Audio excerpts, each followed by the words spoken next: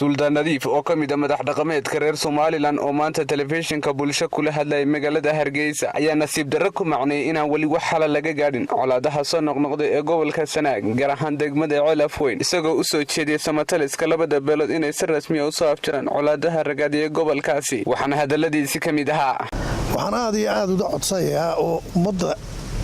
habar jecel iyo habar yoonis aan ta codsanayaa dadaalada dhacaya ee Ceelaf Weyn ta dhacaya iyo hareerihiisa in sida u dhaqsaha badan in dadaalada loo joojiyo oo lada shaqeeyo oo habar jecel cuqaasheeda salaadiinteeda habar yoonis cuqaasheeda salaadiinteeda radii la doortay ee deed loo xil saaray nabadda ha isimada ha inay maanta ay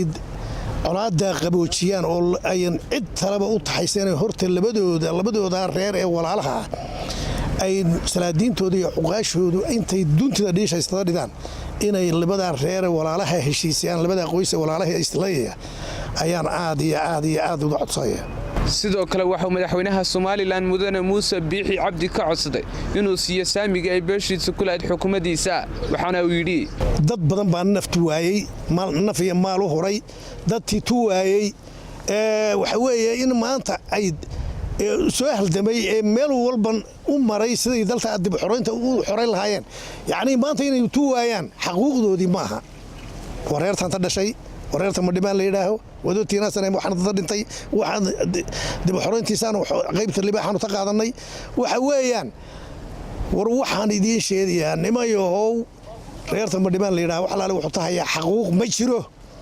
taasuna waa cadaalad darrada inuu ta haldaminay ee ta dadaalaminay ee aynu dibadda u baxnay si aad baratula dadaalaminay waxa weeyaan tii weeye waa tii aad ta baxdeen ee aad halta aynu tamarnay aanu diitu helinay maanta inaad xaq darradii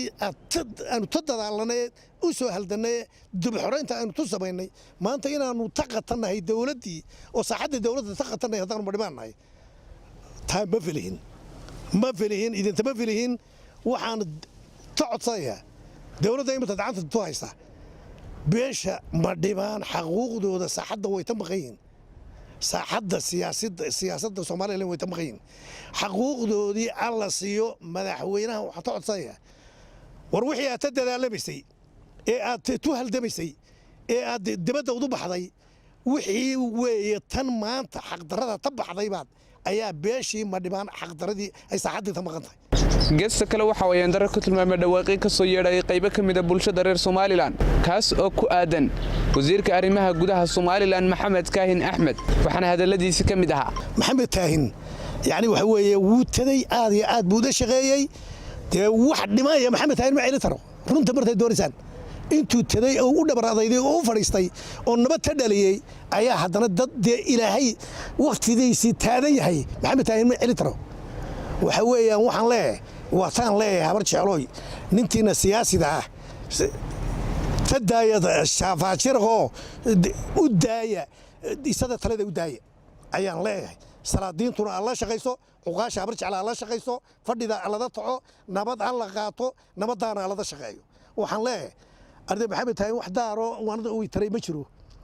xuquuqdaydii baa la ahayba hadda ma fahamtay laatiisa waxa roodahay nintaasu inuu mutaystay arinta oo mid weyn mutaystay oo madaxweyne mutaystay hadii aad habar jecel saarayso waxa weeyaan hal dantiisi baanooda sidoo dadaalamay 480 martii buuraha la dilay afar nin oo habar jecel oo madaxa ayuu dalab buuraha way diideen isadu martii hore tuma tala dileen inuu tado martay diideen baa isadu dhartii dileystii soo tashaday saa ku dheeltaydii durdiisa oo isu dhidsaanay sidaas uu dalay buuraha sidii martii nimadaas soo baqay buu toos u dalay waxa weeye isagoo cadcad oo adimadu soo dhaceen ayaanu laandaloolayo ta soo dhaadhaco jidooyo loo dhiday faqashtii radii tada hor yimid baana Axmed Taar tada hor yimid ee taqabtay ee turbata ta soo daanay iyadoo la raadsanayo isagoo adimadu soo dhaceen waxyaalo badan baa ina taahin oo aan dadka tala darin mujaahidiinta tala darin buu taray isagoo ninta la yiraahdo dhada weyne labadan inaanada way calaamadsan yihiin Axmed Maxamuud Cumar Axmed Dayax telefishinka caalamiga bulsho magaalada